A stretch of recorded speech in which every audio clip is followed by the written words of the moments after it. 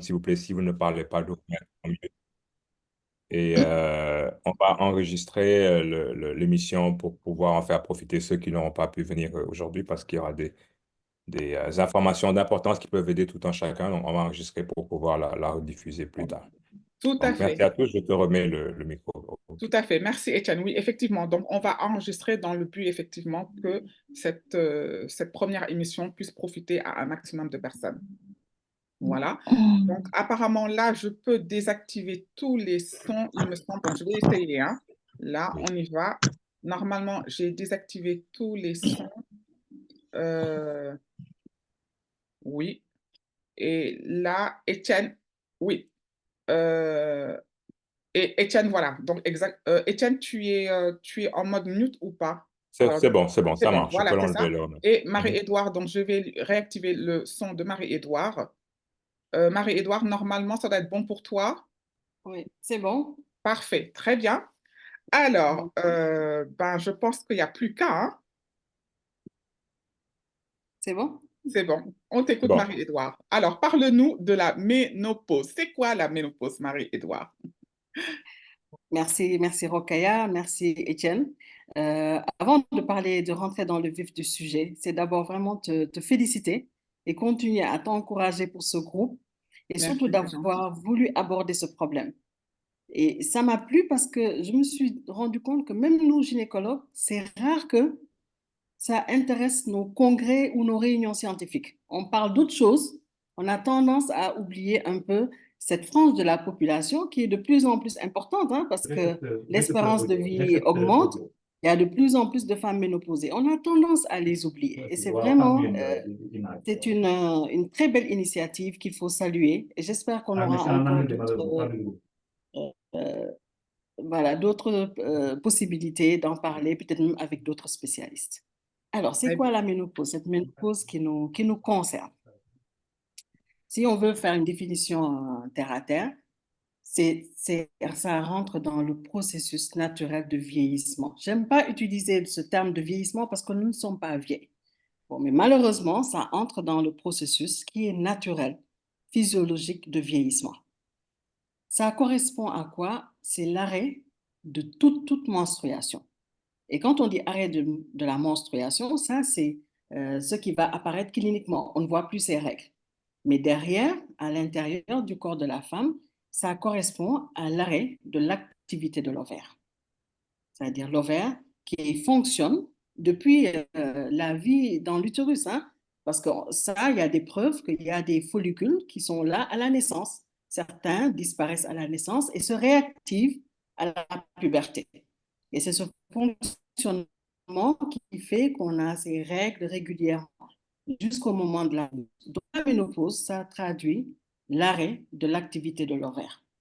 Et donc, ce n'est pas sans conséquence. C'est vrai que c'est un phénomène physiologique, mais nous, les femmes, on va dire que de la puberté à la ménopause, on est relativement protégés de certaines complications par nos hormones. Parce que les ovaires, c'est eux qui produisent, vous connaissez tous, les oestrogènes, la progestérone.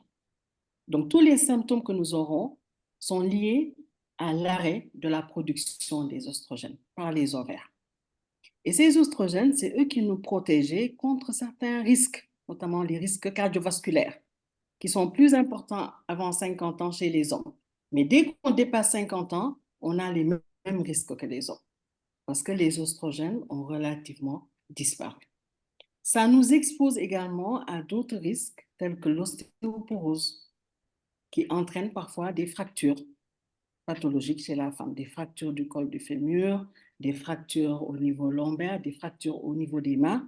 Et ça peut gréver quand même le pronostic de ces femmes. Donc la ménopause, pour résumer, c'est ça. C'est l'arrêt de toute activité des ovaires qui va se traduire par un arrêt des règles. Maintenant, cette période, vous entendez tout le temps parler de préménopause, périménopause, postménopause. Alors, l'arrêt des règles ne se fait pas, le plus souvent, ça ne se fait pas brutalement. Il y a d'abord une période qu'on appelle de préménopause. Pendant cette période, qui peut varier de 2 à 6 ans, en médiane, c'est 4 ans, la femme a des irrégularité, je vais y arriver, du cycle menstruel. C'est-à-dire, elle va avoir parfois des règles plus espacées ou des règles un peu plus rapprochées. Et ça va tourner comme ça pendant 3, 4 ans, 5 ans, avant qu'il y ait un arrêt des règles. Mais pour dire qu'on est en ménopause, il faut rester 12 mois au moins sans avoir vu ces règles. Et être dans la tranche d'âge qui est dite physiologique, qui correspond à l'âge entre 45 et 55 ans. À partir de 40 ans, si on a un arrêt des règles, on peut dire qu'on est en ménopause, s'il y a un arrêt de plus de 12 mois. Mais entre 40 et 45 ans, on dit que cette ménopause, elle est anticipée.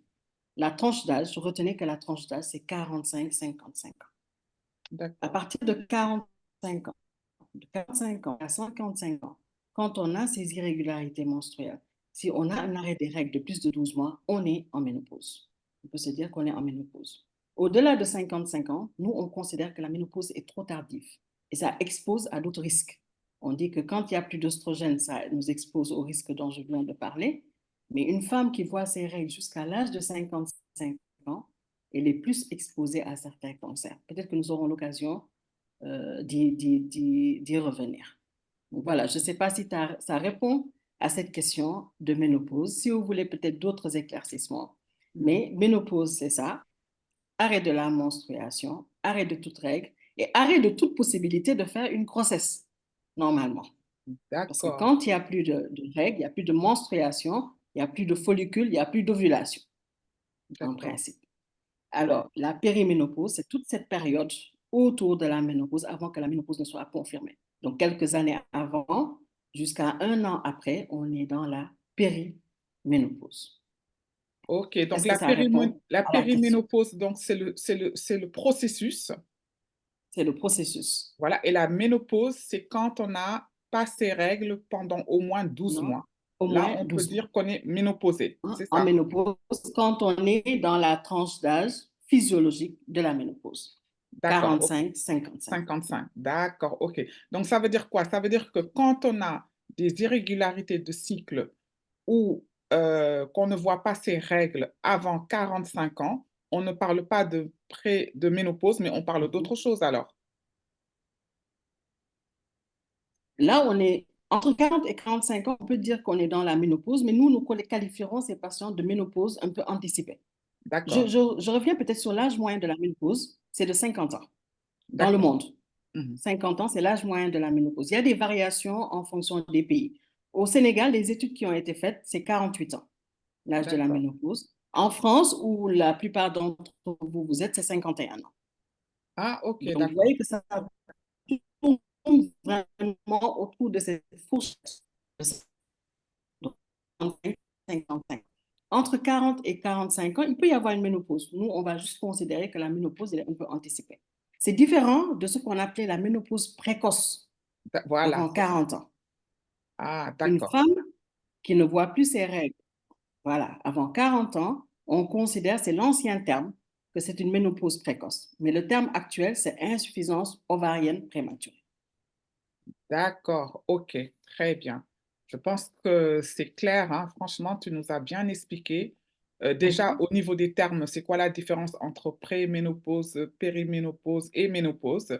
Et donc là, et tout est effectivement basé sur le fait de voir ces règles ou de ne pas les voir.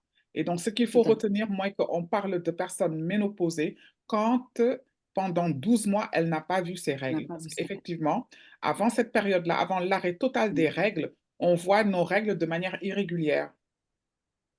Tout à fait. On voit nos règles de manière irrégulière. Elles peuvent être espacées, elles peuvent être plus rapprochées, ou bien on les voit, elles sont prolongées.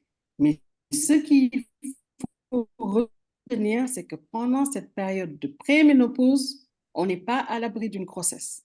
Parce qu'à tout moment, une ovulation peut se produire. Lolo, j'espère que tout le monde a entendu ça. On peut tomber Ce sont, enceinte à 50 ans. ce Donc, les ce nuits sont, chaudes et câlines là, def leen attention de. ce Ah, je crois que c'est en train de bugger chez mais elle est Marie-Édouard. en Oui, oui, chat. j'avais coupé un peu. Oui, Marie-Édouard, je dis que Ah, est-ce que tu peux d'accord. bien répéter ça pour que tout le monde soit conscient que à Alors, 50 ans, si on a des nuits chaudes et câlines et que même si les règles sont irrégulières, ben on peut, comme on dit, on ne comprimer, hein. Donc, tout à fait. Juste tant qu'on n'a pas ces 12 mois pleins dans cette période physiologique de la ménopause, on n'est pas à l'abri d'une grossesse. Parce que dans cette période d'irrégularité des cycles menstruels, il y a de temps en temps des ovulations. Je rentre peut-être pas dans les détails métaboliques, mais on est dans des phases où parfois il y a assez d'oestrogène, d'autres phases il n'y en a pas moins. Et quand il y a assez d'oestrogène, on peut avoir une ovulation derrière et une grossesse. C'est ce d'accord. qu'on appelle les après-chats, les Les après post-chats, je vois qu'il y a des patientes que tu rencontres et qui ont des après-chats.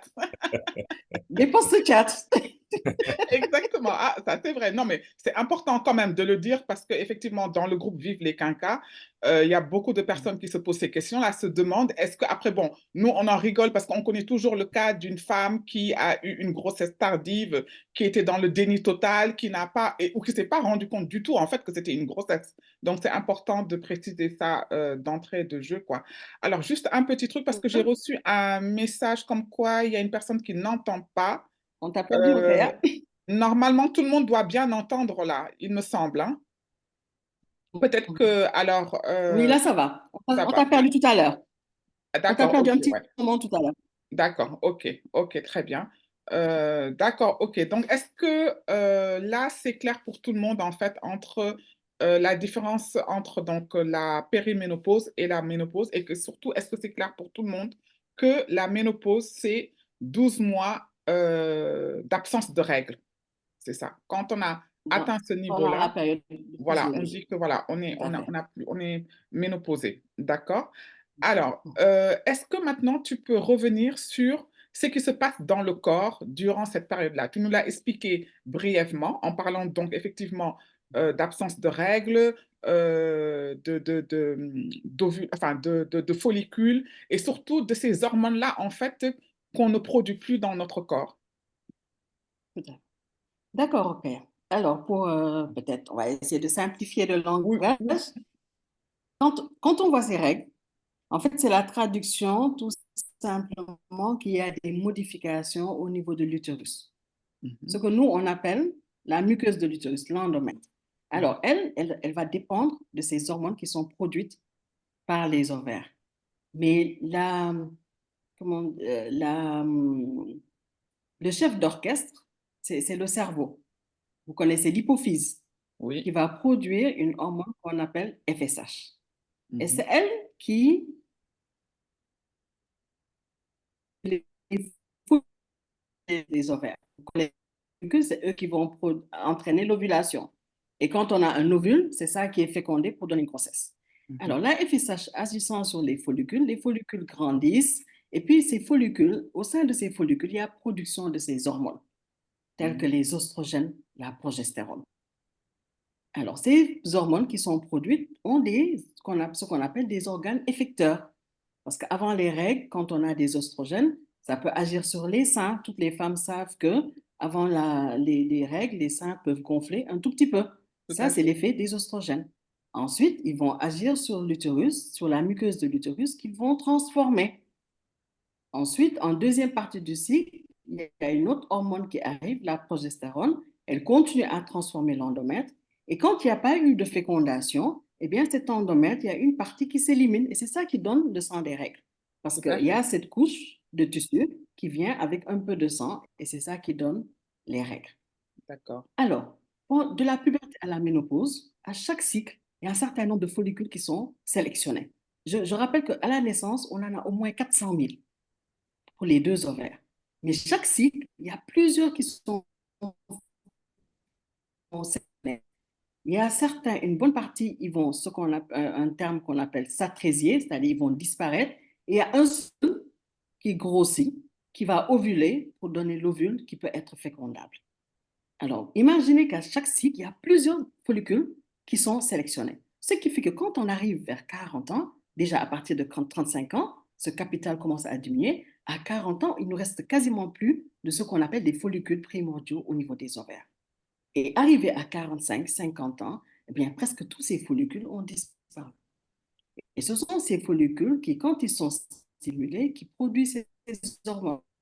Si ces follicules disparaissent, aussi, il n'y a plus de production de ces hormones essentielles de la femme, qui sont les oestrogènes et la progestérone. Je ne sais pas si je me fais comprendre. Tout à Donc, fait. à cet Donc, âge-là, il n'y a plus ces hormones. Et quand ces hormones disparaissent, les effets également périphériques ont ces hormones vont disparaître. C'est l'effet sur les seins qui deviennent peut-être moins tendus, un peu flasques. C'est l'effet sur l'utérus. Il n'y a plus les règles. Il y a également des effets sur les os parce que ces hormones, au contraire, sont un peu protectrices par rapport à notre masse osseuse. Et à la ménopause, ces hormones ayant disparu, ça constitue un risque sur notre densité osseuse. On commence un peu à perdre de la masse osseuse avec un risque de fracture qui augmente. Entre autres effets, ok. on sait que les hormones nous font du bien de vue de l'humeur, du libido, parce que les oestrogènes, là, ce sont quand même de la libido et tout ça, ça disparaît au moment de la ménopause. Donc, avec toutes les conséquences physiques, psychologiques qui expliquent en fait tous ces signes que la femme va ressentir au moment de la ménopause.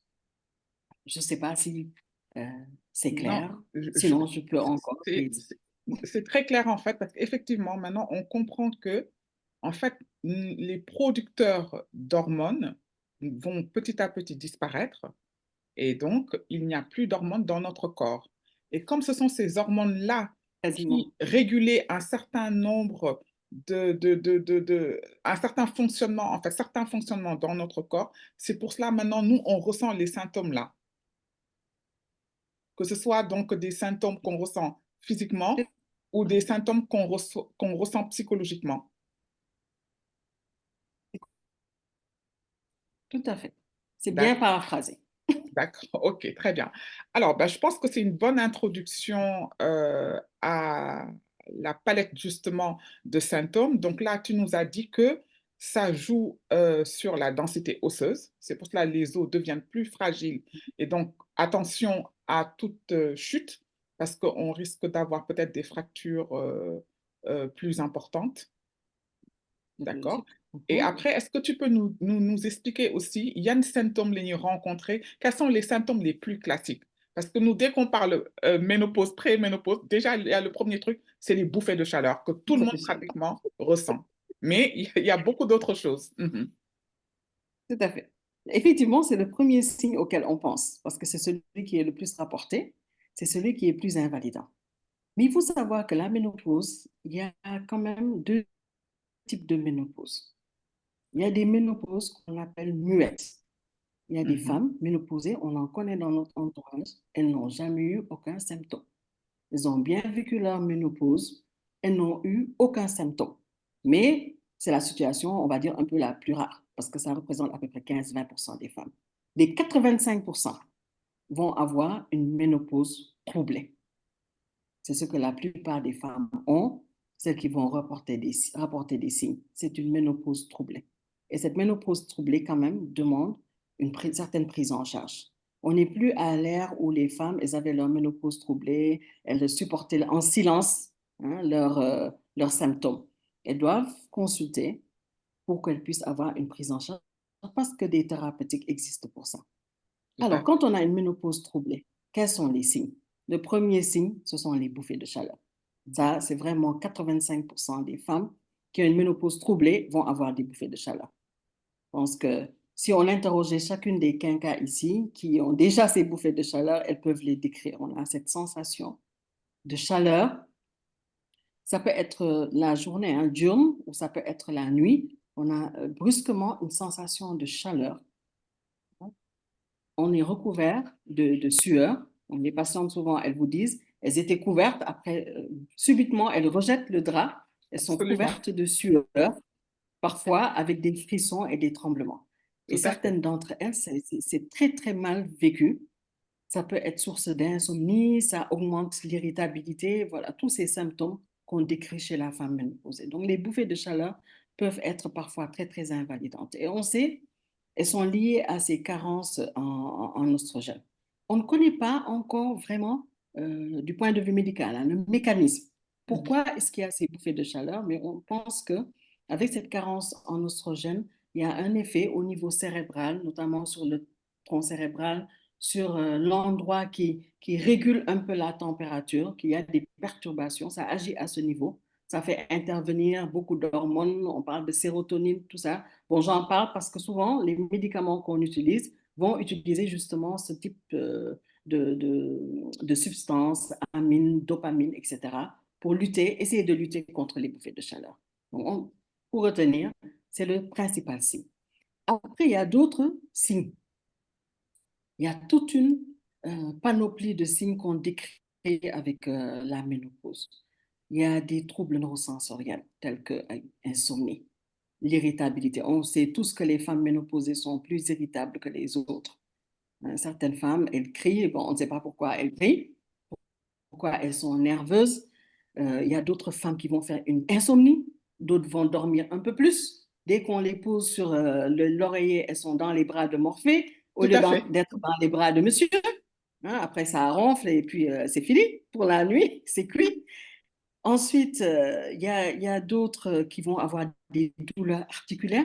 Là aussi, tout ça, c'est la carence oestrogénique. Même si, quand on va chez le rhumatologue, ce n'est pas forcément lié à une ostéoporose, hein, à des douleurs articulaires. Ensuite, ce qui est aussi très parlant à côté des bouffées de chaleur, c'est ce on a regroupé dans ce qu'on appelle le syndrome génito-urinaire.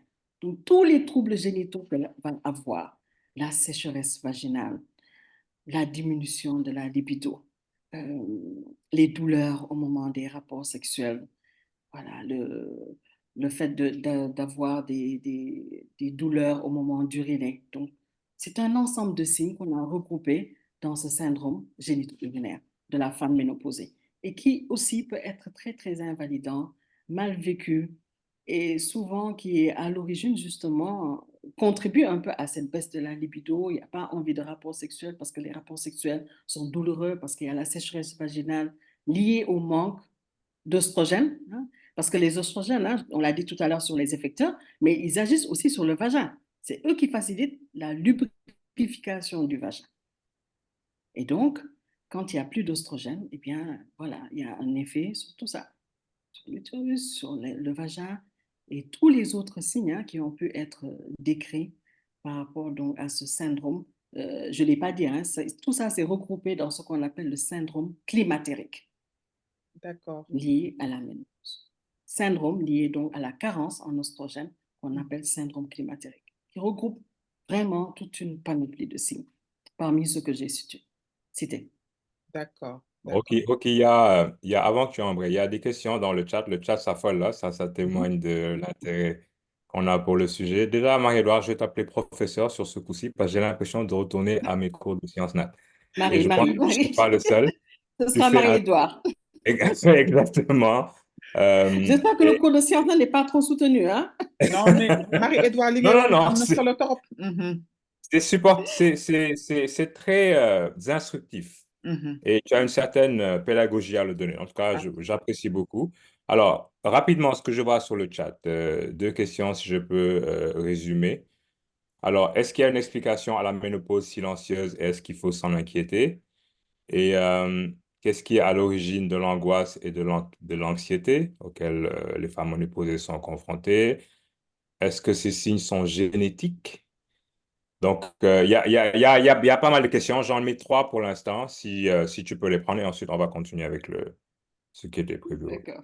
tout à fait, oui. Alors, la première question, c'était qu'est-ce qui expliquait l'anxiété? C'est ça. Qu'est-ce qui explique la ménopause Je pense, hein? silencieuse et est-ce qu'il faut s'en inquiéter? D'accord. La ménopause silencieuse, il ne faut pas s'en inquiéter. Comme je Ok. vous l'ai dit, il y a ces deux types de ménopause. C'est comme partout en médecine, hein, il y a Mhm. toujours plusieurs tableaux cliniques. Chaque maladie peut avoir plusieurs tableaux cliniques. Mhm. Bien, c'est la même chose, même si la ménopause n'est pas une maladie, c'est un état physiologique. Il y a des femmes qui ne ressentent rien du tout et il ne faut pas s'en inquiéter. Je vous ai dit que 15 à 20% des femmes n'ont aucun signe lié à la ménopause. Il ne faut pas s'en inquiéter. Mais ceci n'empêche qu'elles doivent avoir quand même un suivi médical parce que le risque cardiovasculaire, le risque lié à l'ostéoporose et aux fractures reste le même.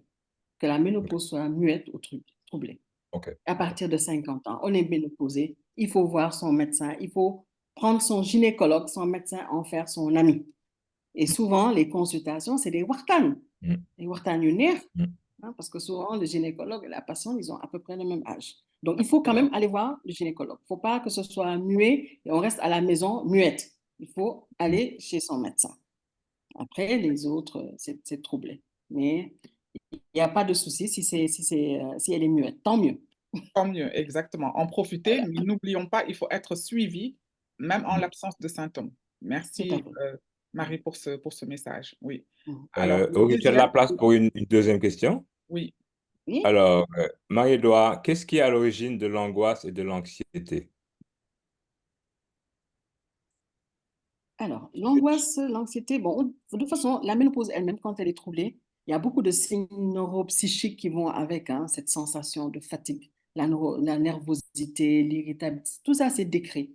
Les céphalées, et bon, on attribue tout ça à la carence en oestrogène.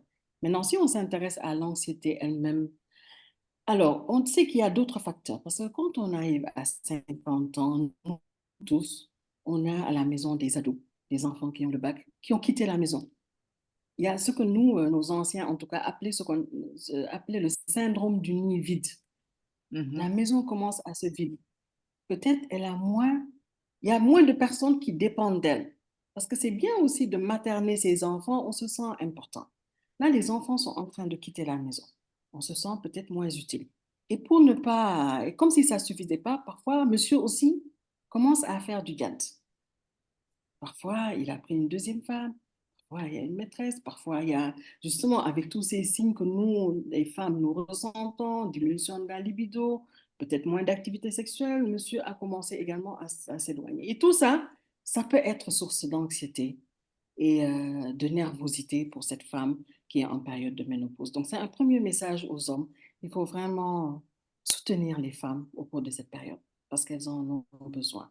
Donc, tout ça peut contribuer justement à cette anxiété au cours de la ménopause. Mais c'est vrai que tout cela, c'est rattaché un peu à cette hypoœstrogène. Je ne sais pas si ça répond à la question. Et si c'est la personne qui a posé la question est satisfaite. Si vous n'êtes pas satisfait, reposez une question, hein, comme ça on va aller Mm. un peu plus en profondeur.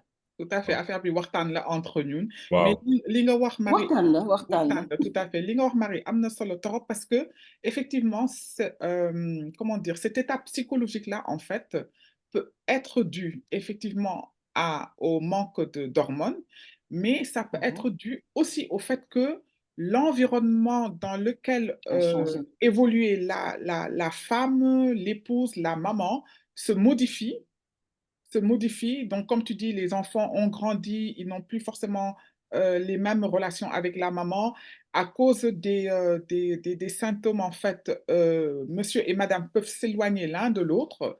Peut-être qu'il y a incompréhension et l'autre tamit dafay venir alimenter l'état psychologique qui n'est pas déjà top de la femme. Tout Et à dans ce fait. Et cas, sans compter que derrière, il y a des modifications corporelles.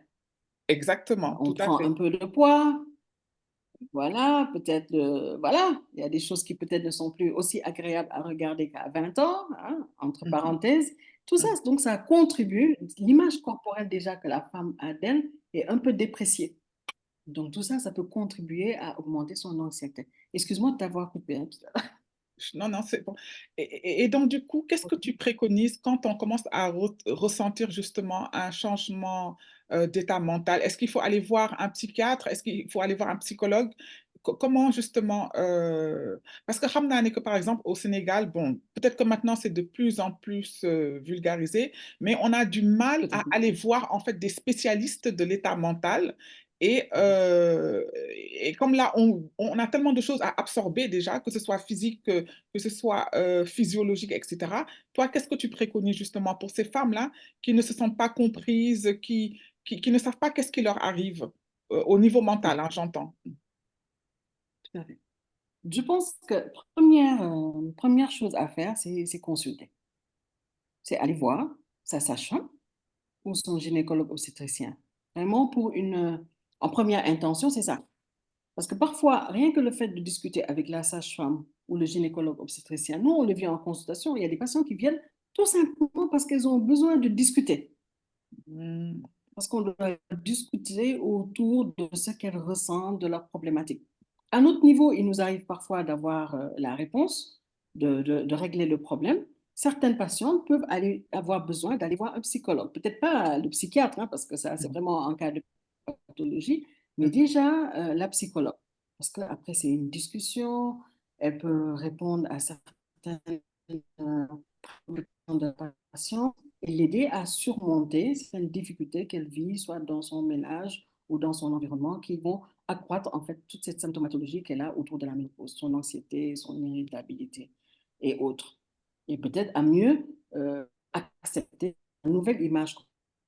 Je l'ai dit tout à l'heure, quand on est ménopausé, on prend du poids. Donc, commencer par la sage-femme et le gynécologue obstétricien. De toute façon, une femme doit aller chez son gynécologue obstétricien tous les ans. C'est vrai, Et c'est encore vrai. plus quand elle est ménopausée, parce que comme je l'ai dit tout à l'heure, il y a des facteurs de risque, des risques quand même qui sont liés à cette carence oestrogénique qu'il faut pouvoir dépister rapidement.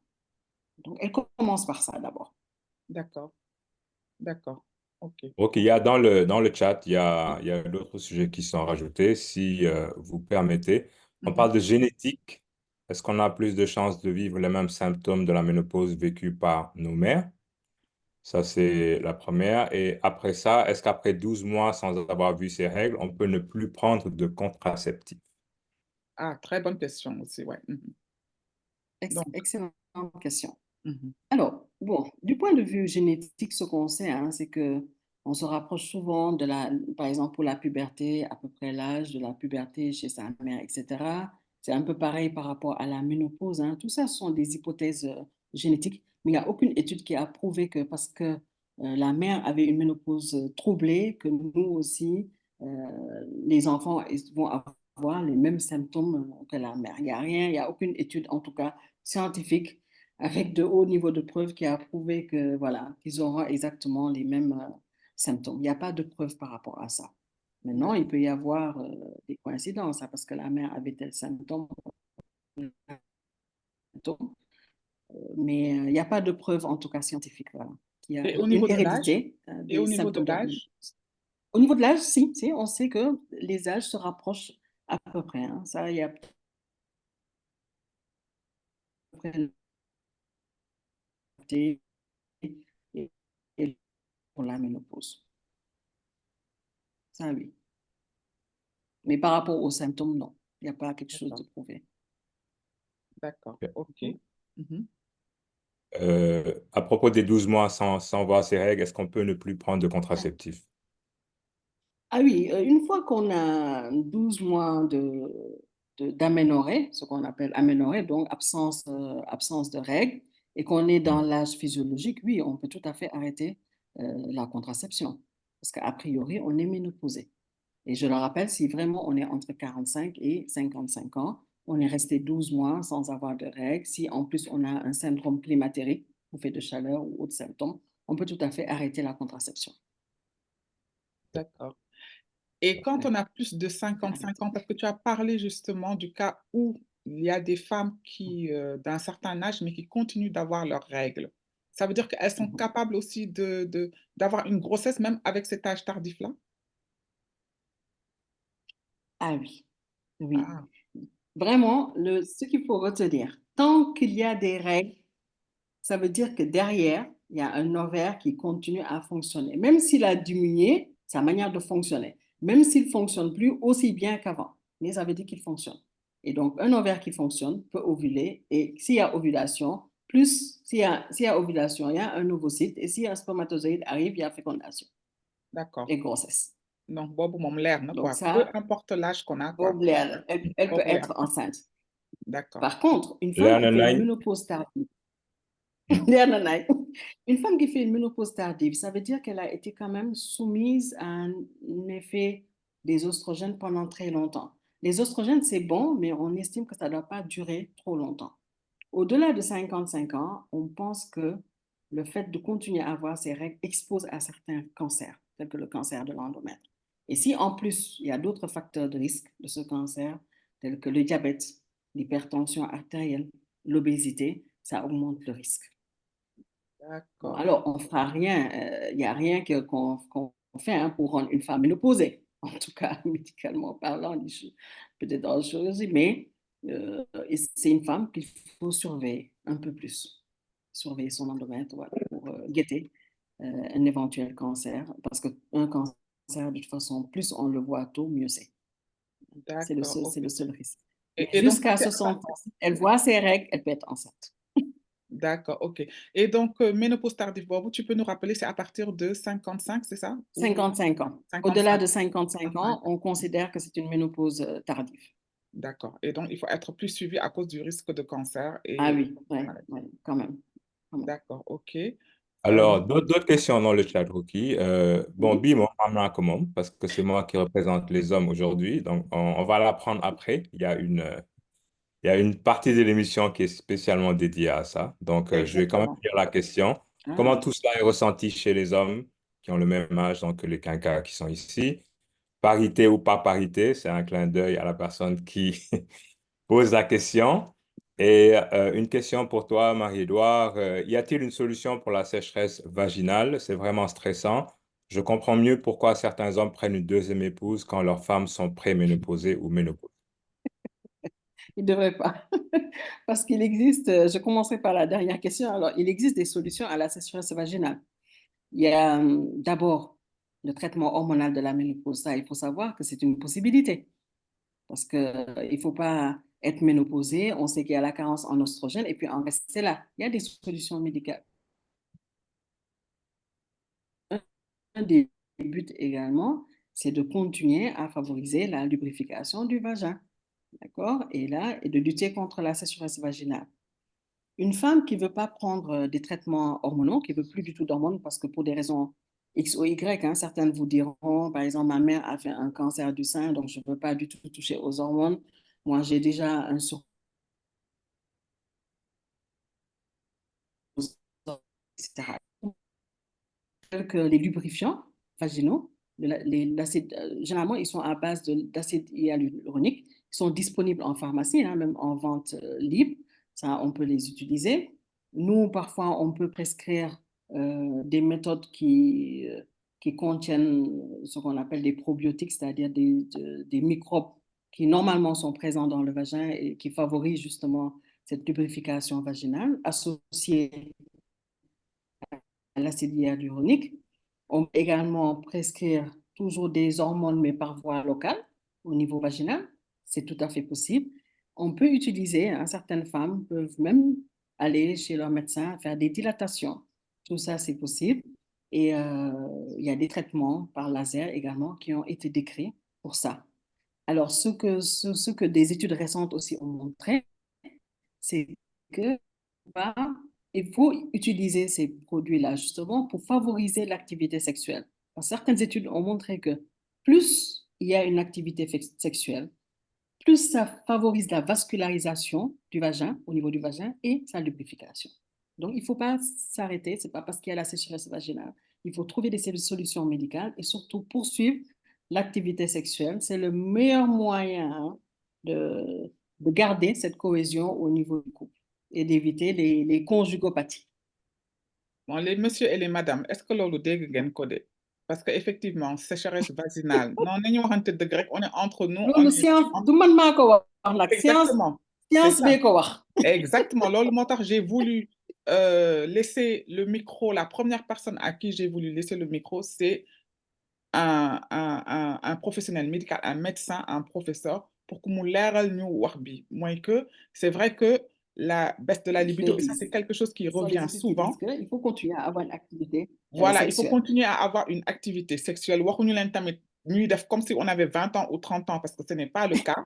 Il faut de la douceur. Attention au risque de fracture. Hein? Voilà, en plus teg ci, voilà, exactement. Waxuñu leen ngeen def ay position Kama Sutra parce que boobu tamit kii, mais il faut de la douceur parce qu'il ne faut pas arrêter l'activité sexuelle. Kon ça nag tamit damay waxtaan ak sama càmmiñ yi mooy que il faut vraiment tamit ngeen comprendre ne que vos conjointes, en fait, il y a quelque chose qui ne dépend pas d'elles, mais qui change la chose. C'est pas que ben oui, la libido, Marie l'a très bien expliqué pourquoi il y a baisse de libido, pourquoi il y a sécheresse vaginale. Donc, ce n'est pas de leur fait, mais il y a une manière aussi de procéder pour que justement l'activité sexuelle ne s'arrête pas. Parce que si elle s'arrête, ben, on court à la catastrophe, en fait. Ouais, c'est un cercle vicieux, hein, parce que C'est moins il ça. y en a, plus la Exactement. sécheresse va augmenter, moins le vagin est lubrifié, vascularisé, voilà. Après, ça devient un cercle vicieux. Mhm. Alors, Alors, oui, si tu oui. Étienne, permets, je crois Étienne, que j'ai avant de, oublié quelques questions. Malheureusement, je ne fais pas comme d'habitude, je n'ai pas noté.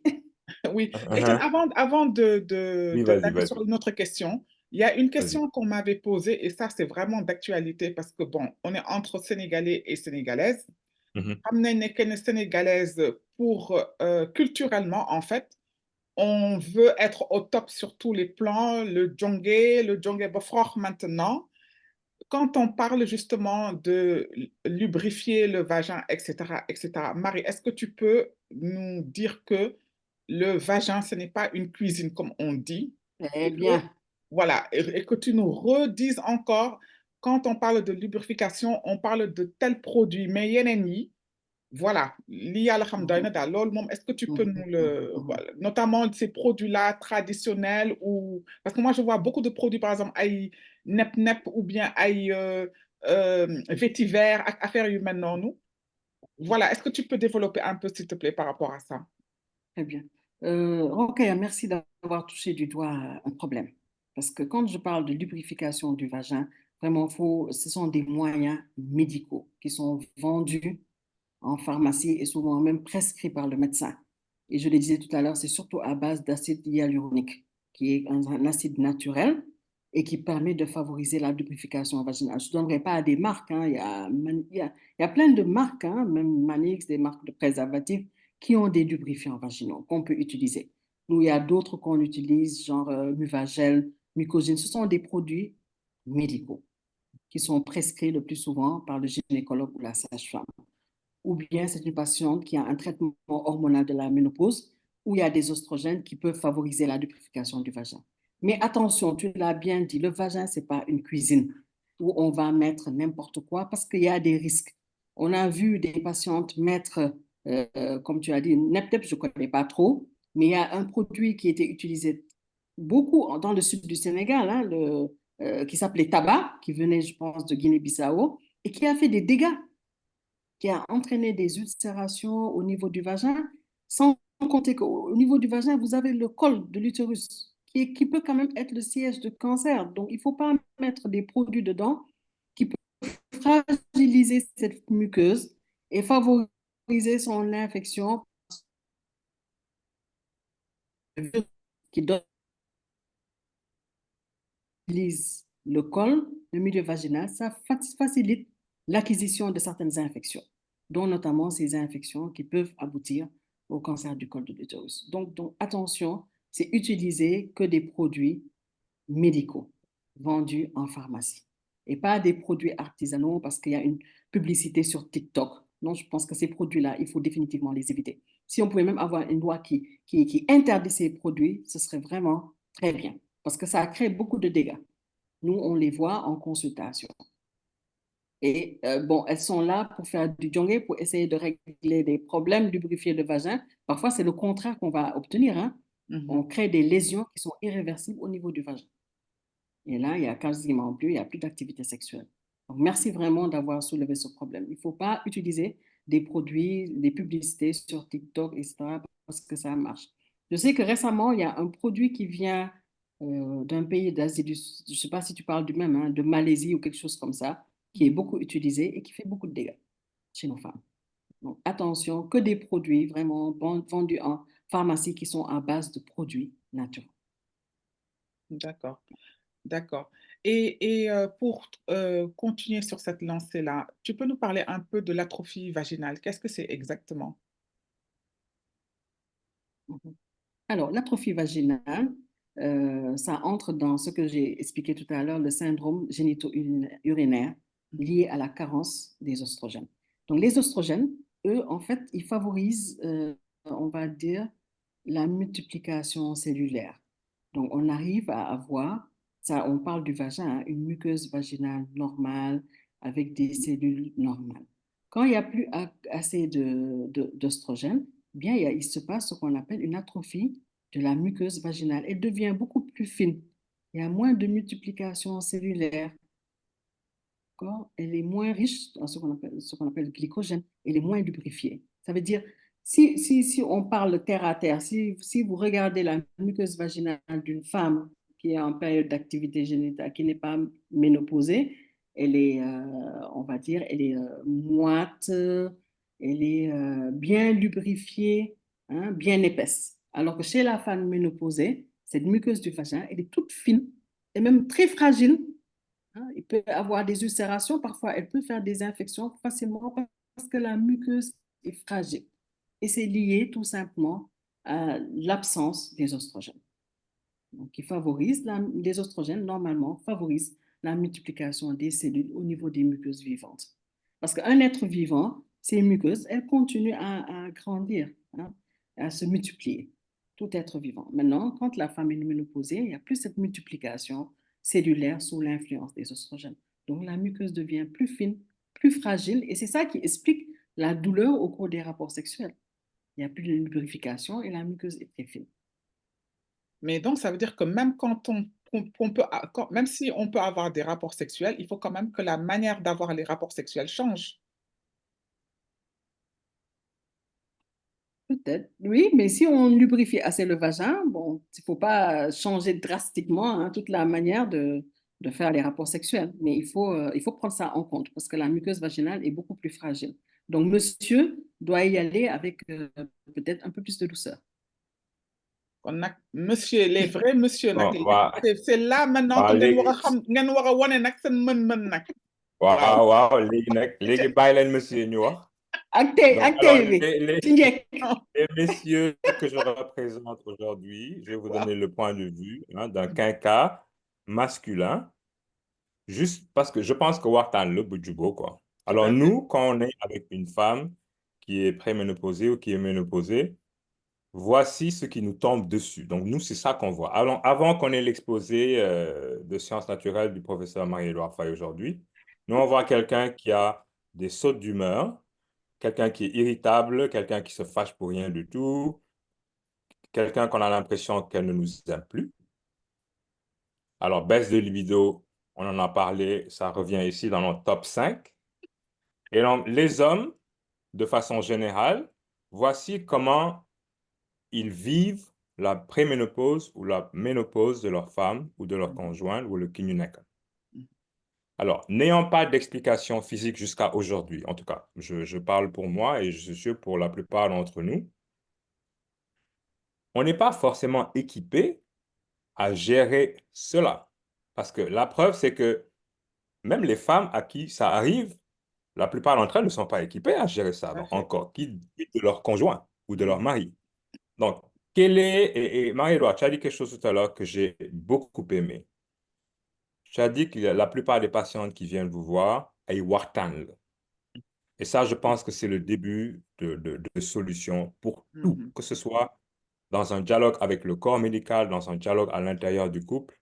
Si je commence par le corps médical, au Sénégal ou en Afrique de façon générale, il y a un rapport très particulier entre les populations et le corps médical. On ne veut pas aller voir les médecins parce qu'on n'a pas envie qu'ils nous disent qu'on a telle affaire, on ne veut pas mourir, et ainsi de suite, et ainsi de suite.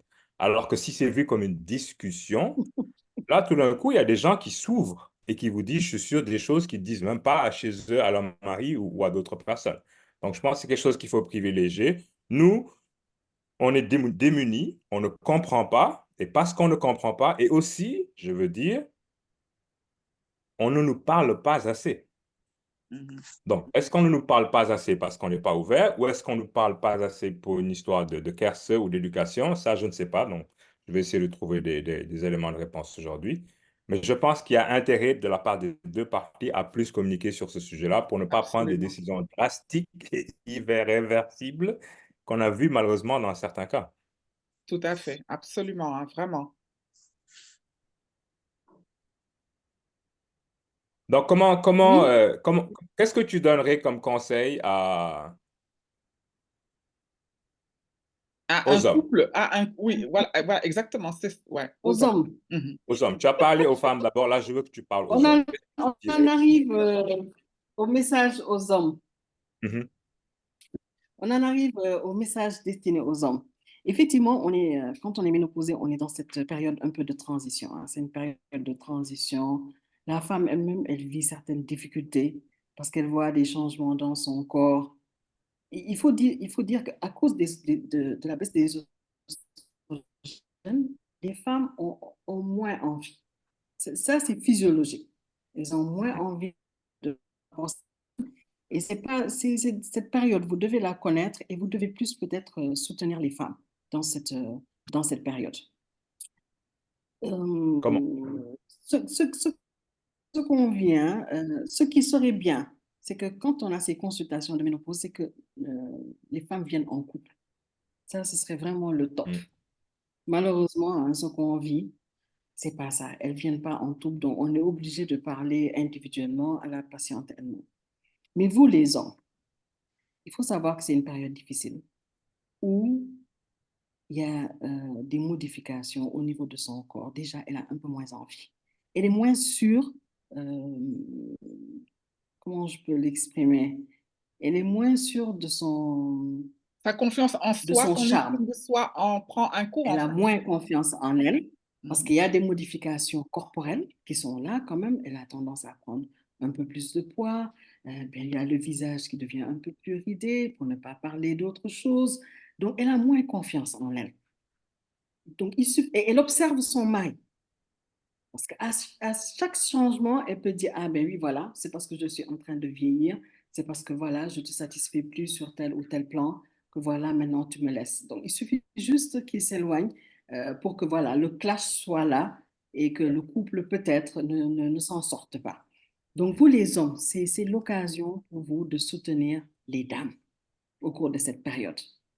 Parce qu'en fait, il n'y a pas que l'activité sexuelle, c'est quand elle va se sentir en confiance qu'elle sera plus apte pour cette activité sexuelle. Donc, il y a une petite période pendant laquelle il va falloir yen tamit, gen jël ci seen bopp, comme on dit, Mm. essayer de la comprendre et faire certains sacrifices.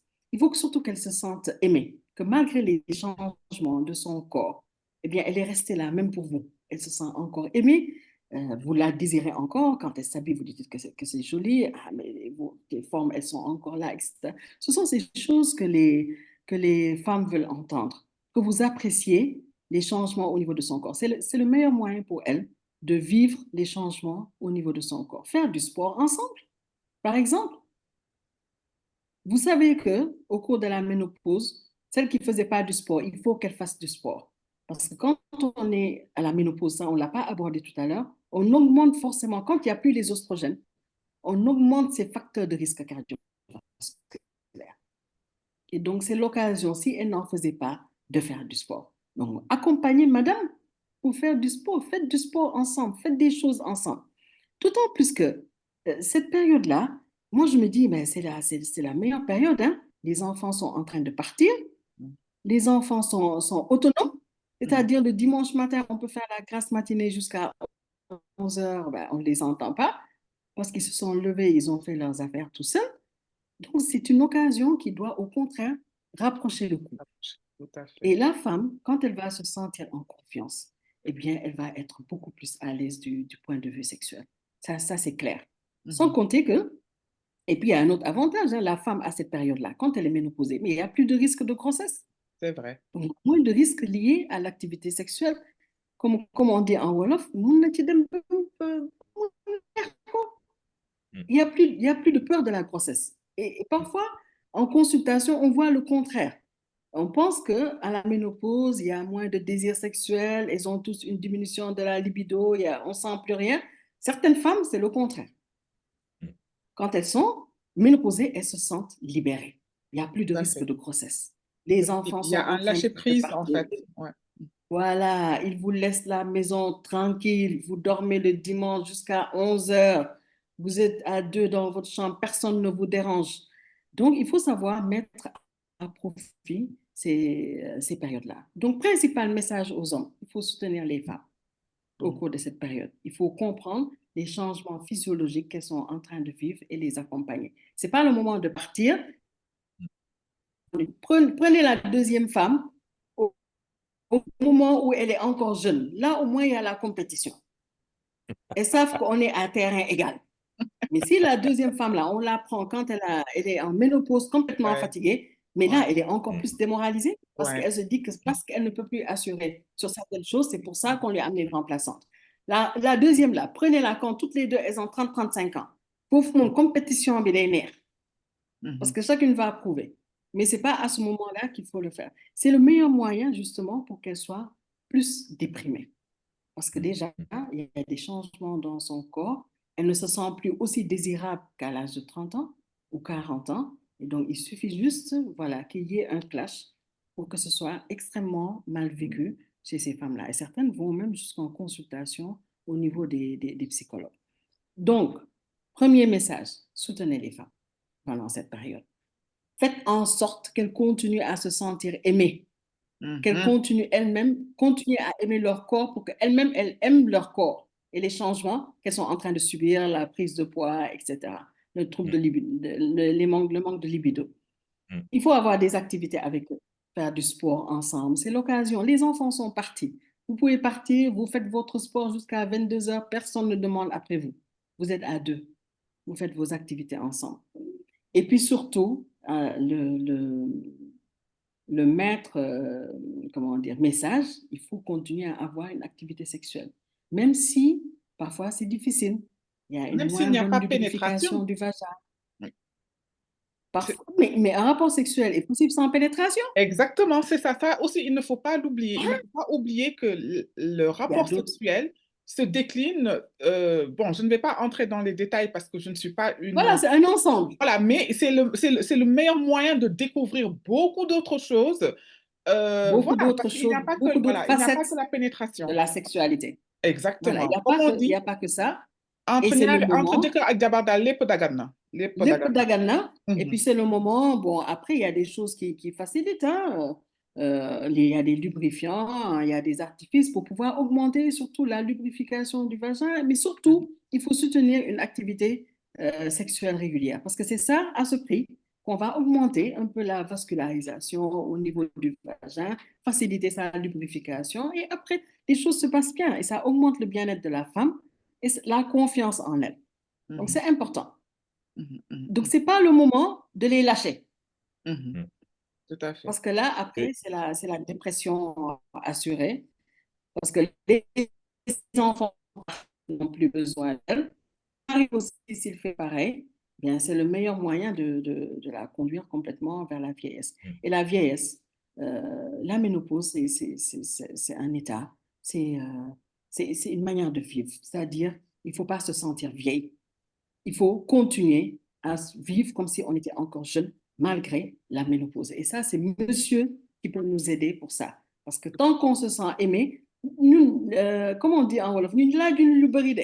C'est vrai, Ñun ñuy jox wallaay. cër rek ku bëgg ñu. Exactement. Yëg bi, ouais, Ñun ouais, loolu buñ wallaay, ko wallaay. amee rek, on est prête à Mm. tout. Si, ça, c'est vrai. On est prête à tout. Donc, il faut nous soutenir, vous les hommes, il faut nous soutenir au cours de cette période-là. Mhm. Les femmes aussi, elles ne doivent pas se résigner. Mhm. Mhm. Mm. Il ne faut pas se résigner. D'accord? Ce n'est pas la fin de la vie. Maintenant, l'espérance de vie est très longue, hein? Imaginez, on est ménopausé à 50 ans. L'espérance de vie, c'est 80-90 ans. C'est-à-dire, Mhm. maintenant, on passe presque la moitié de sa vie en ménopause. Il Mhm. faut bien la vivre. Donc, ce n'est pas une fatalité, ce n'est pas la fin. C'est au contraire le moment d'avoir une Une nouvelle nouvelle, vie. oui, d'écrire une nouvelle page de notre histoire, en fait. Voilà, vous êtes à deux, les enfants sont partis peut-être faire leurs études à l'étranger. On est seul à la maison, on peut se lever quand on veut, on peut dormir quand on veut, on peut faire du sport ensemble. Mais tout ça sont des aphrodisiaques naturels. Tout à fait. C'est très, très bien dit tout ça. Je ne sais pas si ça répond à la question. Ça répond bien. Et il y a un aspect que j'aime beaucoup qui n'est pas seulement médical, mais un aspect à la limite même pédagogique que tu apportes, qui est très, très utile. Moi, bon, je vois dans le chat, là, j'ai un peu perdu le contrôle hein, parce que il y a beaucoup de questions, il y a beaucoup de réactions, ça Moi aussi, je n'ai témoigne. pas divagué entre-temps. Non, non, du tout, du tout. Non, non, non, c'est excellent. Genre, je vais juste reprendre dans le chat un message Et puis, d'intérêt Étienne, je ne général. veux pas oublier, hein, Mhm. les hommes Uhum. aussi, un autre message aux hommes, ne laissez pas les femmes dormir. Ne laissez Parce pas que les femmes dormir. quand on est ménopausé, eh bien, Mhm. parfois, on préfère les bras de Morphée, hein, aux bras Ah, de Ah non, monsieur. mais nous, Il on Nenni veut ne faut juste pas topp vos quoi, laisser les nenni témoignages. femmes topp dormir. toujours. Nous, Ouais, il on ne faut veut pas les juste. laisser dormir. On veut juste vous Hein? Il réveiller. ne faut pas les Demander à laisser dormir. n'importe quel homme, il veut Voilà, juste il faut qu'ils réveiller restent sa femme. éveillés. Mais Voilà, est-ce que la femme se laisse réveiller? Ça aussi, je pense, ça fait partie des choses de qu'il faut garder une activité sexuelle. démystifier. Le message que je voulais dire tout à l'heure, ça dit faites l'amour, pas la guerre. Donc, ça revient au cercle vicieux qu'il faut ramener de façon positive, hein. Merci à Juliette Bas pour son message. Et je pense que les deux parties seront heureuses d'entendre aujourd'hui que c'est un cercle vicieux qu'il faut alimenter. Tout à Et fait. les femmes, j'ai entendu le conseil que Marie-Édouard a donné aux hommes aujourd'hui. Le message que moi je vous lance, si je peux, c'est de parler un peu plus ou Mhm. beaucoup plus à vos maris. Communiquer, communiquer, Bonjour. ouais, échanger. Communiquez sur la façon dont vous vous sentez.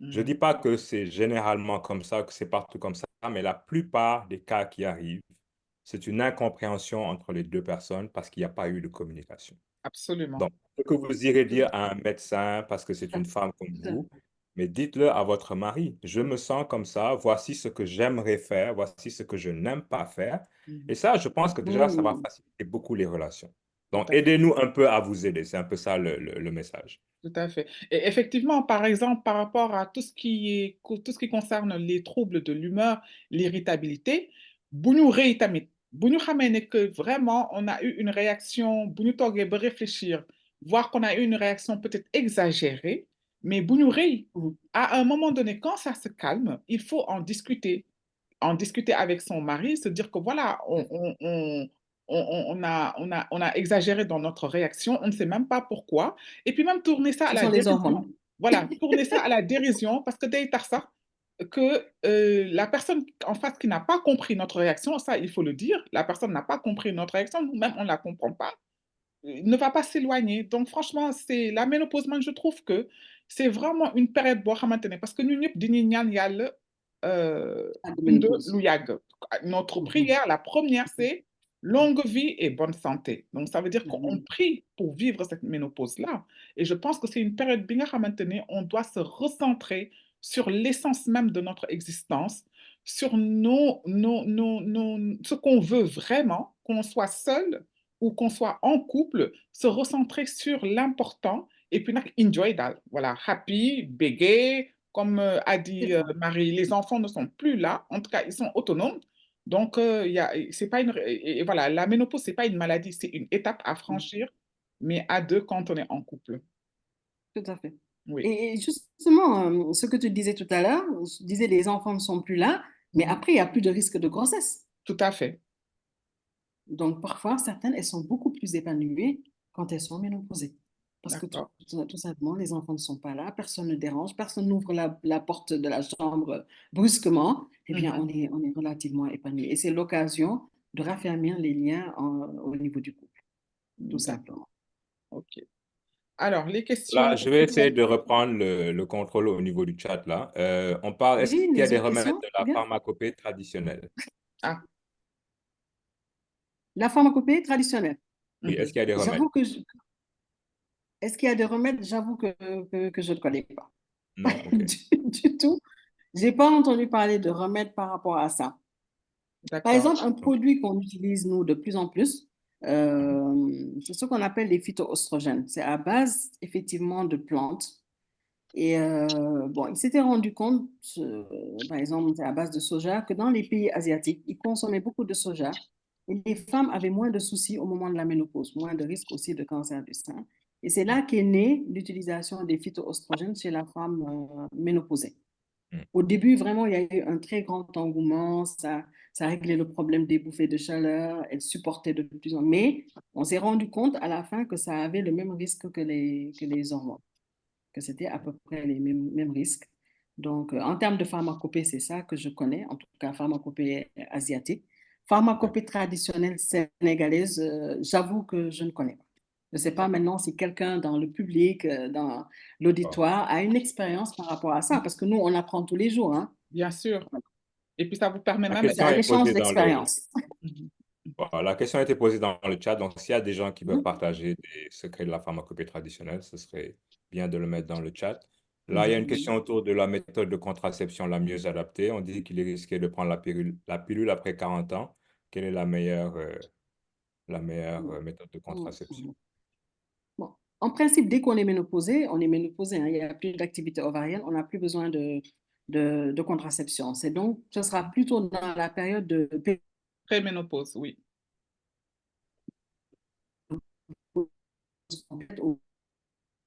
Là, dans ce cas, ça peut être utile de faire une contraception. Alors, contraception interdite au-delà de 40 ans, je dis que non, parce qu'il y a plusieurs types de contraception. Il y a plusieurs méthodes contraceptives. Si telle méthode ne vous convient pas, une autre méthode peut vous convenir. Donc, il y a une panoplie de méthodes. Il n'y a pas que les méthodes hormonales.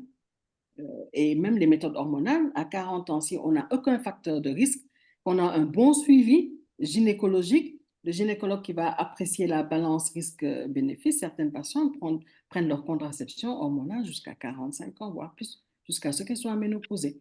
Donc, l'essentiel ici, vraiment, le message, c'est d'aller en consultation. Parce que c'est avec votre gynécologue, votre sage-femme, que vous appréciez les différents risques, que vous allez choisir ensemble la méthode qui convient le mieux par rapport à votre terrain. Parce que la méthode qui me convient n'est pas la même que celle qui va convenir à Rokhaya, vice-versa. Absolument. Chaque femme a la méthode qui lui convient. Donc, c'est une discussion, mais après, vraiment une consultation. Maintenant, c'est vrai, on a parlé de pharmacopée. Bon, là, ce n'est pas de la pharmacopée, mais au moment de la ménopause, il faut avoir une alimentation équilibrée. Bon, en termes de pharmacopée, mais il faut vraiment équilibrer son alimentation.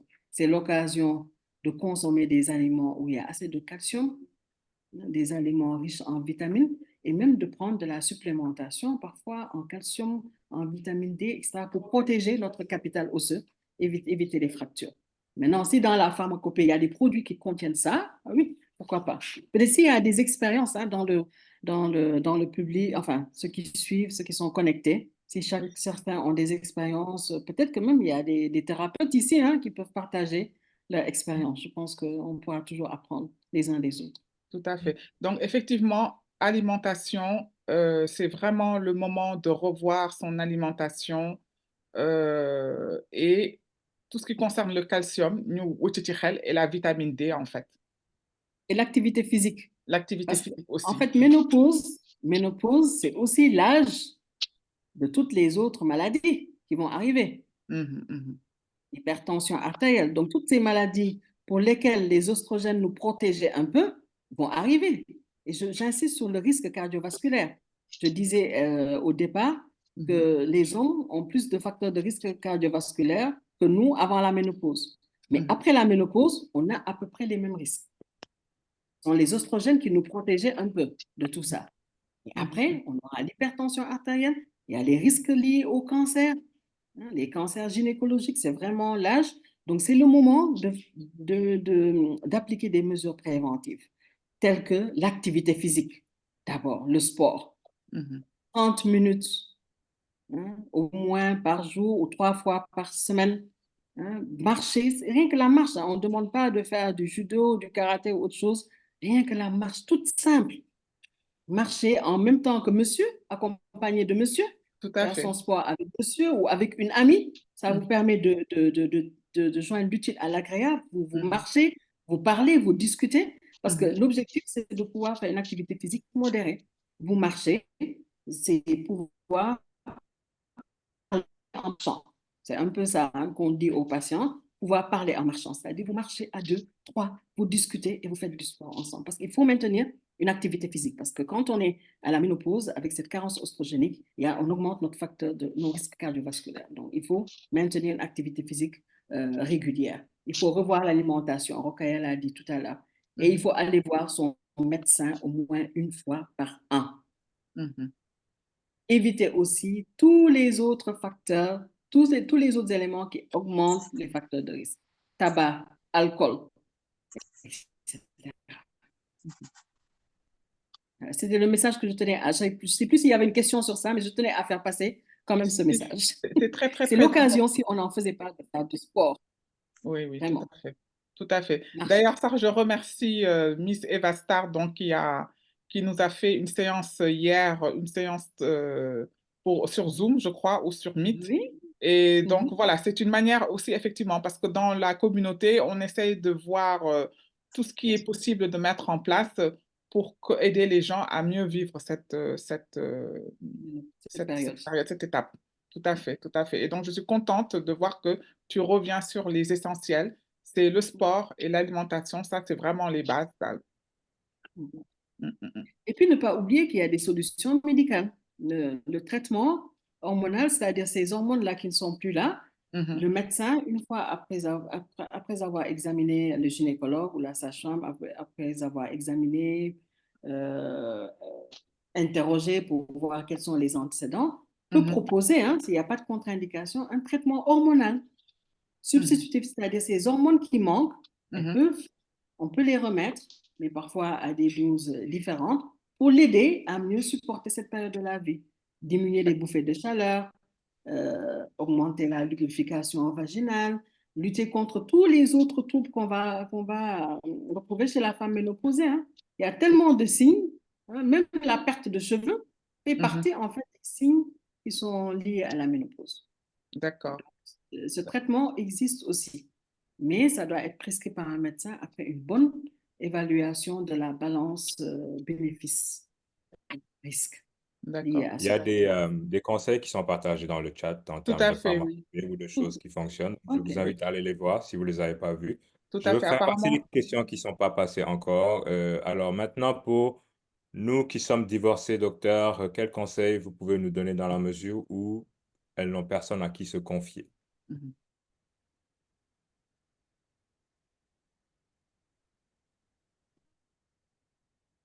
on n'a pas toujours quelqu'un à qui on peut se confier. Si c'est pas un monsieur, monsieur n'est pas indispensable, hein. Mhm, C'est-à-dire le confident ou la confidente, ça peut pas, c'est pas forcément monsieur, c'est pas mhm, forcément l'époux, ça peut être une amie, ça peut être un ami. Moi, je pense que surtout nous, Africains, hein, nous sommes toujours tous famille, toujours bien entourés. On a toujours quelqu'un avec qui discuter. Ça peut être une amie du même âge qui vit la même chose. On peut échanger.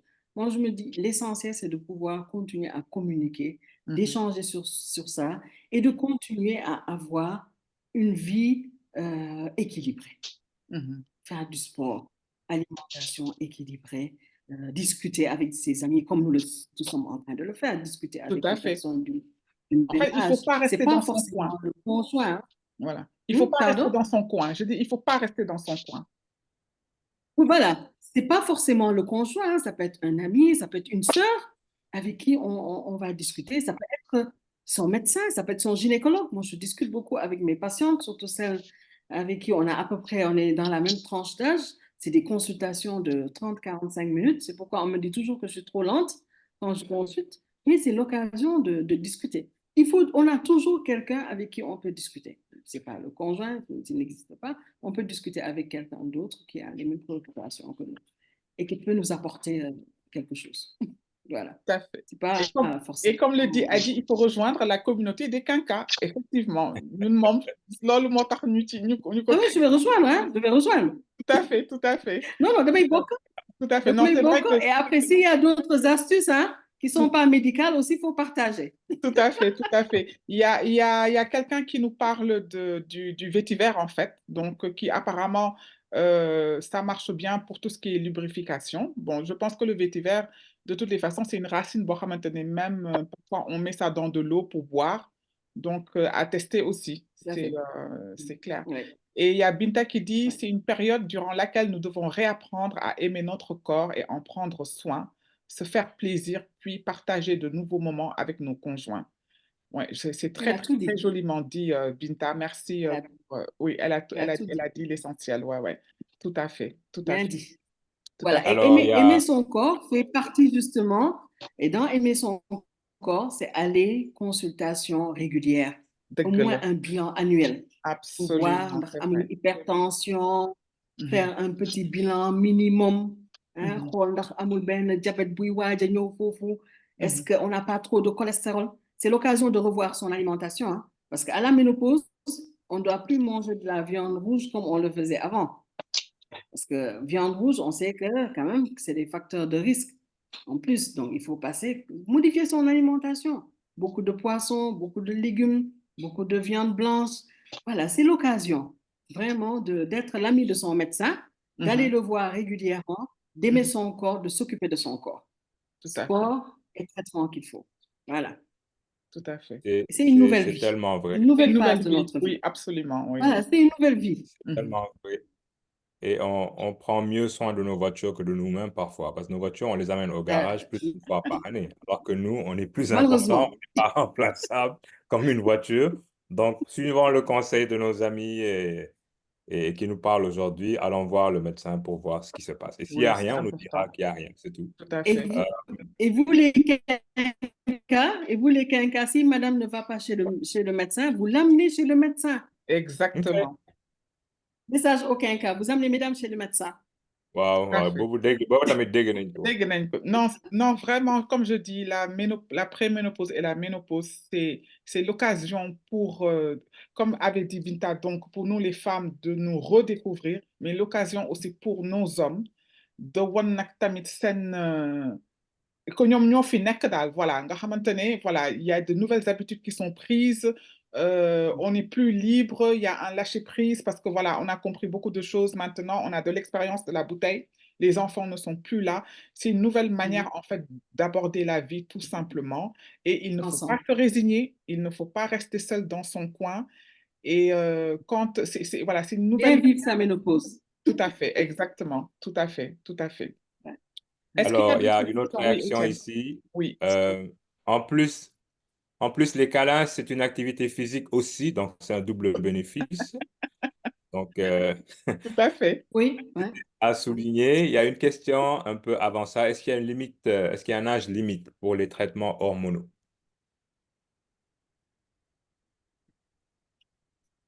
Alors, pour le traitement hormonal de la ménopause, il y a eu beaucoup de papiers, hein, beaucoup de discussions autour. Ça augmente un peu les risques de cancer du sein. Donc, il y a beaucoup d'études qui sortent sur ça. Ce qui est prouvé, c'est que quand vous voulez prendre un traitement hormonal de la ménopause, il faut le faire rapidement dès que la ménopause s'installe. Mais ce Ah, traitement ne doit être pris qu'après une consultation médicale, parce que c'est votre gynécologue qui va pouvoir apprécier, faire la balance bénéfice-risque. Parce qu'il y a des femmes qui ne doivent pas prendre de traitement hormonal. Celles qui ont eu un cancer du sein, qui sont traitées pour cancer du sein, qui ont un diabète déséquilibré, etc. Il y a des contre-indications. Donc, il n'y a que le médecin pour apprécier est-ce qu'elle peut prendre le traitement hormonal de la ménopause ou pas. Donc, si elle a le feu vert du médecin pour le traitement hormonal de la ménopause, il est prouvé il faudrait être dans les 5 ans à peu près. Jamais dépasser 10 ans de traitement hormonal de la ménopause parce que euh, quand on est dans cette situation, ça augmente quand même le risque de cancer du sein, d'accord. d'autres cancers hormonodépendants, endomètres, etc. Donc, on reste un peu dans cette fourchette de 5 ans, le temps que peut-être les bouffées de chaleur, tous ces symptômes-là disparaissent. Et après, on peut arrêter le traitement hormonal de la ménopause. Donc, nous, on se met généralement dans 5 ans. Sur 5 ans, après, il y a plusieurs schémas. On peut faire un schéma où elle continue à avoir ses règles. Il y a d'autres schémas où elle n'a plus de règles. C'est le choix de la patiente. Mais surtout, là, c'est la consultation avec le médecin. C'est lui qui évalue le risque, qui vérifie, qui fait quelques bilans biologiques pour évaluer son risque et dire, OK, vous pouvez prendre le traitement hormonal ou non, madame, il vaudrait mieux qu'on passe à d'autres méthodes parce que vous avez trop de risques de faire des complications avec ce traitement hormonal. Si ça répond à la question. Je ne sais pas si ça répond à la question. Si, tout à fait, oui. Tout à fait, oui. Mhm. Quelle est une question qui est venue avant, je pense que j'ai pas eu le temps de poser, c'est que la ménopause, ça dure jusqu'à quand? La ménopause, ça dure jusqu'à... Non, C'est-à-dire les c'est quoi? symptômes qu'on ressent là, est-ce qu'à un moment donné, ça s'arrête et qu'on... Ah, Mhm. oui, oui, ça peut s'arrêter. La moyenne, hein, d'après les études, c'est à peu près 7 ans. 7 ans à 10 ans, on peut ressentir ces symptômes de la ménopause. Et beaucoup de femmes, au-delà de ces 7 10 ans, elles ne ressentent quasiment plus les symptômes. Après, certaines peuvent avoir arrêté d'avoir des symptômes et puis brutalement, il y a des symptômes qui reviennent. Ça va être un motif de consultation. Si on n'avait plus de maux de tête et puis brutalement, on commence à avoir des maux de tête, on a des saignements. Quand on a des saignements, ce n'est pas que les règles qui sont revenues. C'est un signe Mhm. anormal. Il faut aller voir son médecin, son gynécologue pour apprécier la muqueuse de l'utérus s'il n'y a pas d'anomalies. Parce que le traitement aussi hormonal de la ménopause doit être surveillé. Parce que parfois, il peut y avoir certaines complications liées à ce traitement s'il n'est pas bien surveillé. Donc, voilà, les symptômes durent, hein, c'est variable. Certaines vont les avoir 3 ans, d'autres n'auront pas du tout de symptômes, d'autres vont aller jusqu'à 10 ans de symptômes avant que ça ne s'arrête. Ok. Alors, ça, c'est un plus gros sujet. On va quand même poser la question. Peut-on aussi un peu parler de l'andropause? Nos hommes sont aussi sujets aux variations d'humeur, baisse des hormones, moins de performance aussi, bouleversements hormonaux et physiques liés au vieillissement humain. Donc, je pense, ben émission Voilà, en elle-même, les necks, n'est-ce pas? Je pense aussi. Et, boum, boum, et on peut boum, avoir boum, des dama leen di éléments de wutal début de benn réponse, Marie-Edouard, si tu permets. boobu moom je vais vous chercher Hein. un neurologue andrologue. Waaw, Ah, Inch'Allah. waaw. ndax man Super. neurologie andrologie ci dara. Uh-huh. Non, dina am solo Si torop. Rokhaya veut, je Hein. vais vous Walla- chercher un Non, andrologue, elle comme veut, ça elle il va veut, parler aux Rokhaya Amazones. kañ elle elle veut, veut elle veut. vraiment parce que Rokhaya li mu bëgg mooy que sujet bi que ñu démocratiser information yi donc Rokhaya moom c'est avec plaisir que voilà nga utal ñu Alors, benn. ce que je peux dire, bon, l'andropause, elle est beaucoup plus tardive quand même que la ménopause. Ok. Les hommes, c'est peut-être vers 60 ans, 65 ans, on peut avoir certaines baisses de la performance sexuelle. On sait que la qualité du sperme aussi baisse avec l'âge. Man daal loolu laa ci mën a wax man ci ni may suivre femme daal muy lijjanti góor ñi loolu laa ci lijjanti.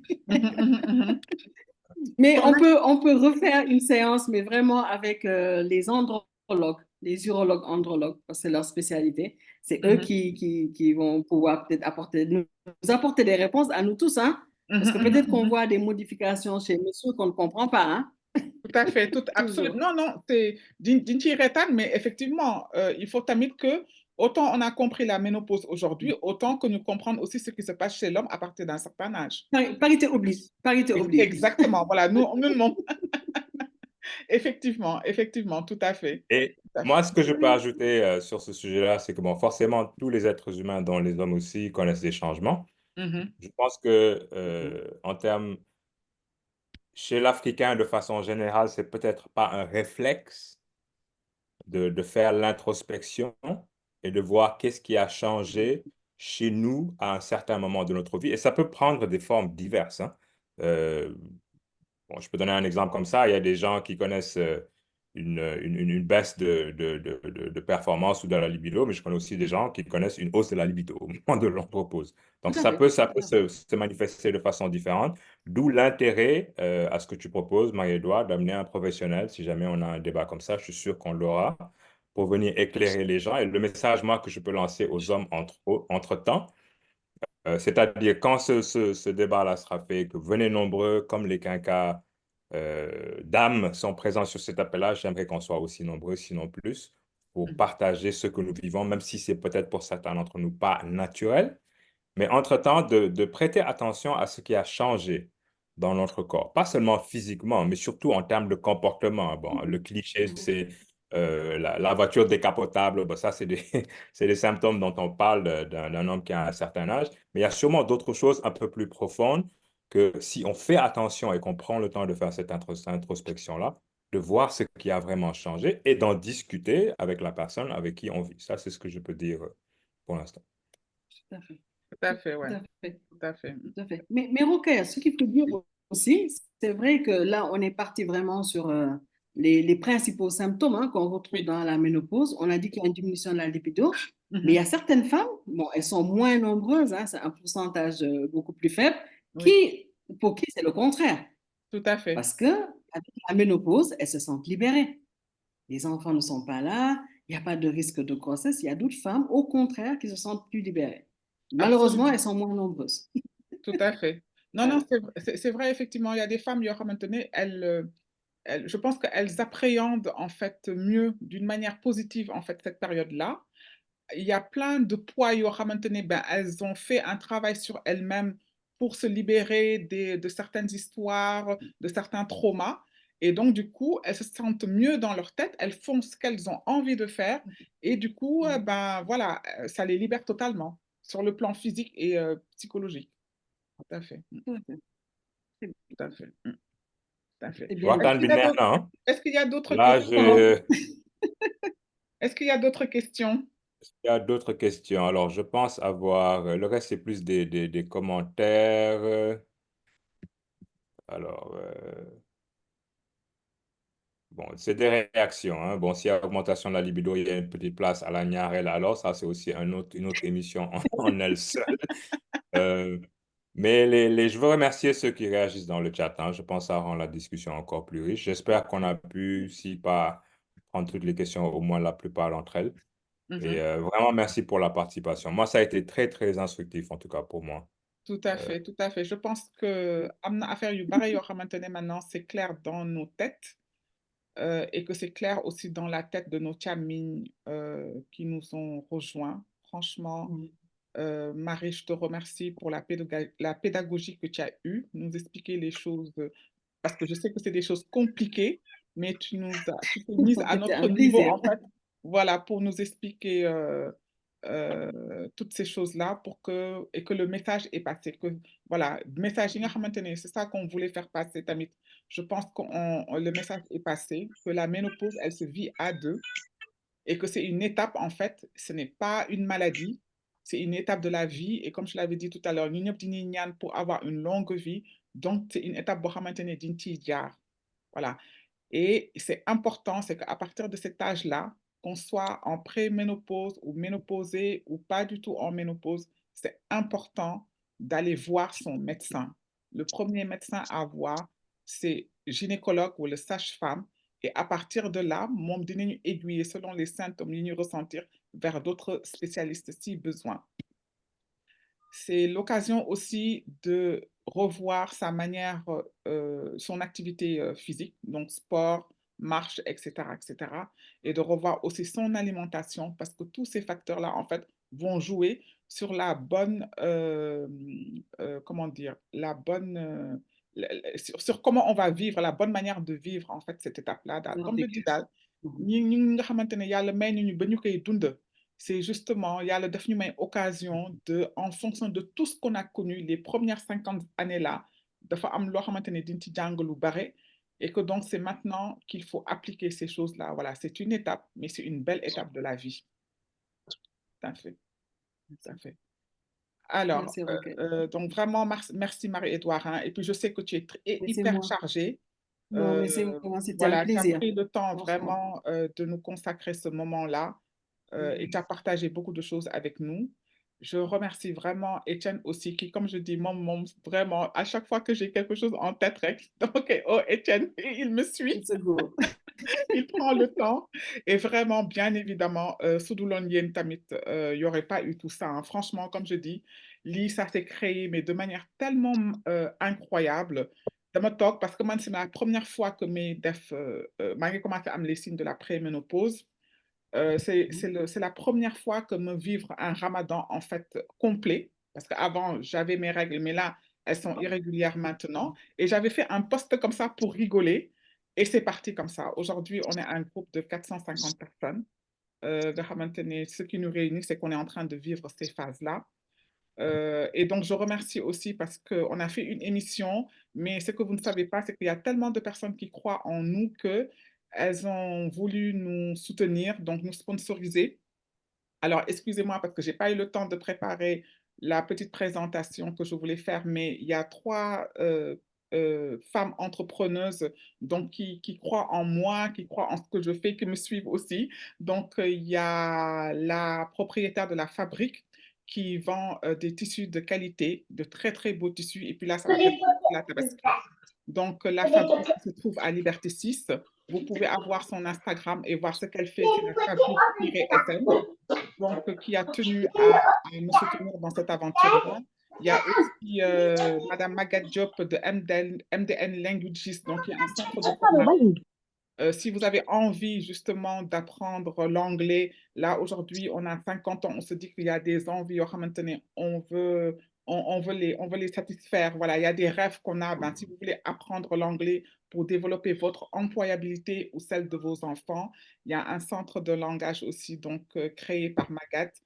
Tout se fait à distance, donc vous pouvez prendre le temps de regarder. Son site internet, c'est dlangage.com. Et il y a aussi, donc, tout à l'heure, on a parlé des produits qui peuvent nous aider à vivre de manière plus confortable cette période-là. Il y a Madame Awassar, donc, qui est ambassadrice LR. LR, c'est des produits allemands, donc des produits naturels à base d'aloe vera. Et donc, il y a Awassar aussi, donc, qui est ambassadrice LR et qui me soutient dans cette aventure-là. Donc voilà, voilà. De toutes les façons, dans le groupe, je vais mettre toutes les informations concernant les sponsors parce que je dois les remercier vraiment. ñoom ñu ngi jàpp tamit ci liggéey bi. Et puis moi, ça me donne beaucoup de courage et de motivation ci cette nouvelle casquette-là que je mets sur ma tête. Rokhaya moom mu ngi ci lu ne, mais bon, c'est pour que rek que tout se passe bien pour tout le monde. Voilà. ñi ma xam ñëpp xam ne que loolu moo ma yitteel, quoi. Mais c'est toujours bien, voilà, d'avoir des personnes qui croient en nous et qui nous accompagnent dans l'aventure. Ok, moi, je voulais te remercier pour ton invitation ici. Donc, je me sens C'est moi honoré, qui te remercie, Étienne. enchanté d'être ici aujourd'hui et d'avoir pu en apprendre autant. Et merci à toi aussi, Marie-Édouard. Et d'ailleurs, tu commences à avoir du succès dans le chat parce qu'il y en a qui te demandent si on veut se faire consulter par Professeur Faye. Qu'est-ce qu'on fait? Comment on fait? Ah, ça, c'est un professeur là, des professeurs agrégés là, indil. Elle est modeste rek, mais c'est une tête qui intervient sur plein de sujets. Donc, lol, d'une cortico. Mais il y a pas de souci, Rokhaya, à mon contact, il n'y a pas de souci. Mais pour moi, vraiment, c'était un plaisir. C'était un plaisir et félicitations, Rokhaya, félicitations, Étienne, pour avoir mené cette interview. C'était une très, très belle initiative. Et là, ça m'a fait penser que nous, on ne fait pas assez ça pour le grand public. Malheureusement, nous restons enfermés dans nos congrès, nous parlons entre nous. Et en fait, on ne s'intéresse pas assez à notre cible. Donc, vraiment, félicitations à toi pour cette initiative. Moi, il y a pas de souci, hein, c'est quand tu veux. Je peux faire intervenir même d'autres collègues. On a parlé d'andropause. Ce sera l'occasion de parler de toutes ces choses qui nous intéressent. Tout à fait. Mais un dernier message, ne pas oublier que justement, ces consultations annuelles, c'est l'occasion pour vous de faire des dépistages. Des dépistages des cancers, sein, col, etc. pour les femmes. Et pour les messieurs aussi, voir l'urologue, l'andrologue, fréquemment, ça permet aussi de faire des dépistages de certaines maladies. Donc, soyez les amis de vos gynécologues, de vos médecins généralistes. En tout cas, nous sommes là.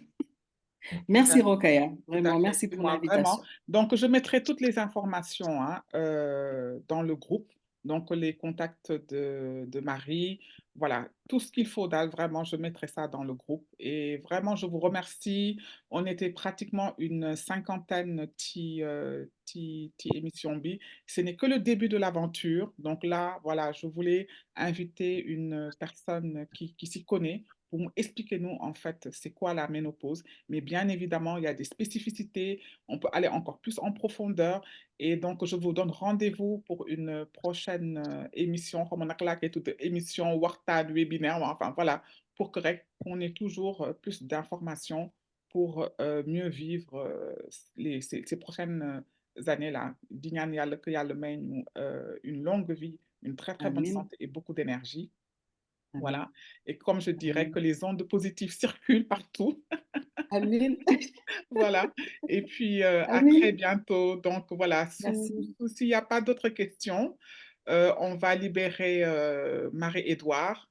Vraiment, merci encore à vous. Merci beaucoup, Rokhaya. Voilà. Et puis, à bientôt. Bonne fin de dimanche. Merci. À bientôt. Voilà, on se retrouve. Merci, Rokhaya. Au revoir, Étienne. Voilà, ciao, ciao. Étienne. Bonne fin de week-end. Merci tout le monde. Merci à tous les participants. Merci beaucoup. Merci. Au revoir. Au revoir. Ouais. Ciao, ciao. Ciao.